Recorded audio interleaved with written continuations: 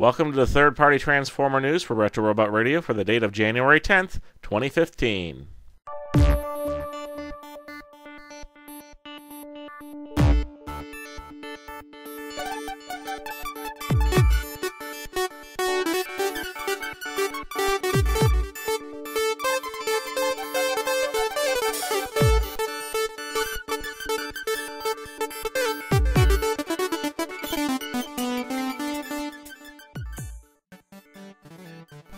BadCube showed off a test shot of their War Dog figure, who is their masterpiece or Voyager-sized Warpath.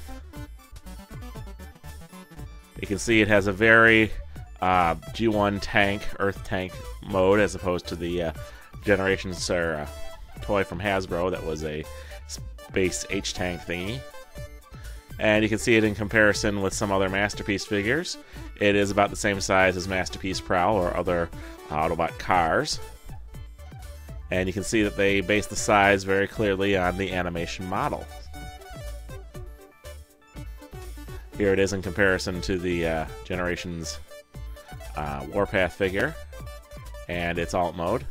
And it's a lot better looking figure. I'm kind of hoping to see this in the colors of the eHobby Treads GoBot myself. And honestly, I don't have a problem with putting this size figure in my Classics collection because I like my toys to be more in scale with their alt modes than the TV show accuracy, and making a tank of Voyager works for me. FansToys showed off prototype images of two of their figures. This is Tesla, who is based on the G1 Perceptor figure. I'm curious what it's going to look like in its alt mode, because this is very, very show-accurate robot mode. Will it be a triple changer, and will we get a Magnificus or Shattered Glass Perceptor recolor? I guess we'll have to find out. Also, they showed off a figure they call Spotter, who is, again, a Masterpiece. This is a version of Reflector. And this one, too, I'm curious what it's going to look like in its alternate mode, because they made the robot mode very show-accurate, and I wonder how well they can get the alternate mode out of this figure. They might have to have a lot of that, like the front lens there, just be fake and it be replaced with something else. Guilty showed off a new, looks like large deluxe to small Voyager-sized War for Cybertron Ultra Magnus figure. I think this is kind of based on the Ultra Magnus who appeared in the Nintendo DS video game. And here's a painted prototype of the alternate mode. It looks pretty. It looks like it's hand painted, but I'm curious to see what this is going to look like in its final product. iGear released a couple of surprises. This is a recolor of their Delicate Warrior, which came out years ago. The original Delicate Warrior was pretty expensive. It was about $120 to $140, and these loose recolors of Delicate Warrior have been hitting the internet for about $35 each. There's a blue one in like Chromia colors, and then also a green one in Paradron Medic colors, which has a lot of people interested. Of course, the Hasbro figure will probably get the same kind of recolors, but these are very interesting at that low price and much nicer quality than any of the other third-party or Hasbro RCs we've seen. Iron Factory showed off color test shots of their Blaster, Steeljaw, and Ramhorn-inspired figures. I was very impressed to see that they kind of put some chrome on the weapons on the two animals. And these three have gone up for pre-order, so I think it was $45 for the trio, which isn't that bad.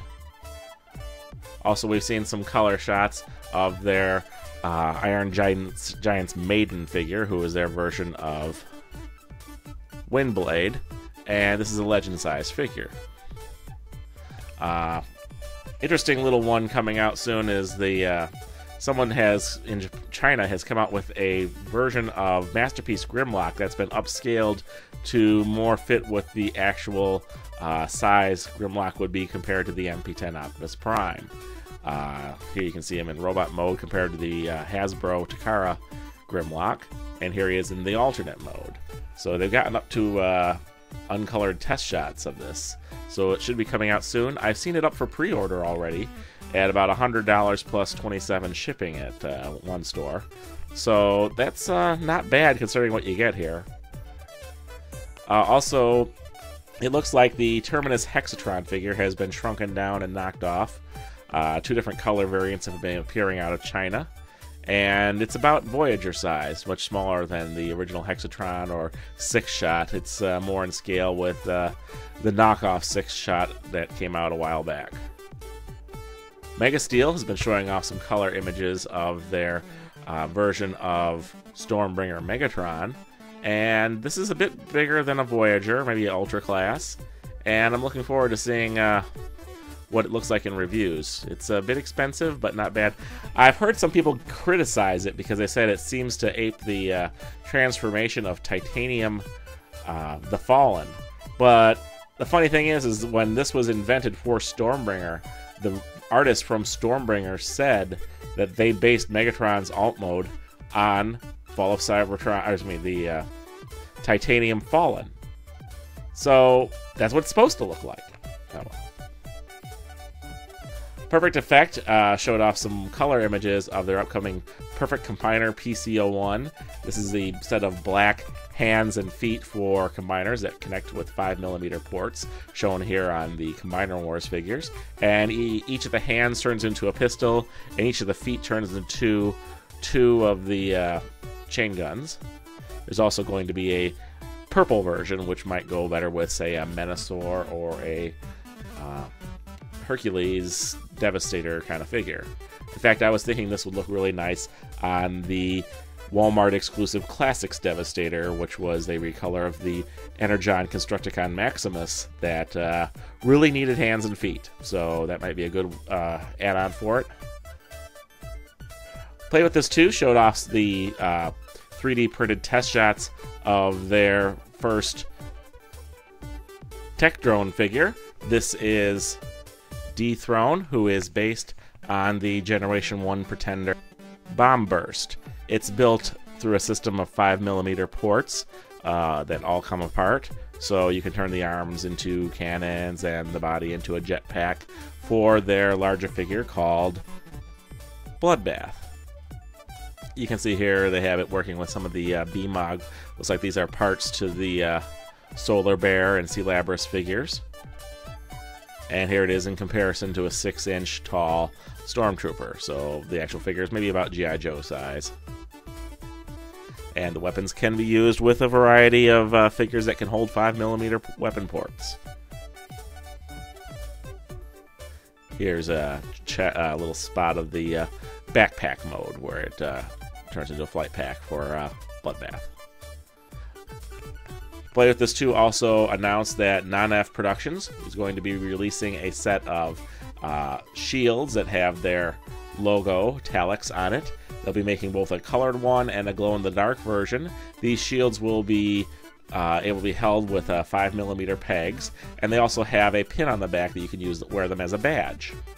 There will be a glow-in-the-dark version, which I believe will be a Kickstarter exclusive, and the color one will be on their website, or possibly the other way around, I don't remember. But either way, they are pretty darn cool, and I like that they're both accessories for you and for your figures. Warbotron showed off their version of Nose Cone as a test shot. Here, it's looking pretty good. People complained a bit about the alternate mode where the drill looks like it's kind of like added on to the tank. And I have to say, I really do like the original G1 design better. We'll have to see what it looks like once we see it in color, and some fans can play with it and see if they can get a better mode out of it. Well, since the last episode, I posted several new videos on my YouTube channel. One is a quick little video of the DX9 Toys Sugar, where they're showing off the head detail and the ratcheting of one of the arms in construction. And the second one was a quick Chinese language video review of the Perfect Effect Super Deformed Death Stalker and Max Warden figures. And the third one was a quick little promo I did for the Mighty Muscules, son of Testosteros. This week's screen capture is of the robot boxer Maxo from the 1963 Twilight Zone episode Steel. Yep, that's the episode that the movie Real Steel was based on. This week's news brought to you from the pages of tformers.com and TFW 2005. News read by Matthew Ignash. Stop by wikialpha.org to read more about third-party Transformers. Check out the Facebook page of the third-party TF Crashers. And then come on by the Retro Robot Radio YouTube channel and subscribe.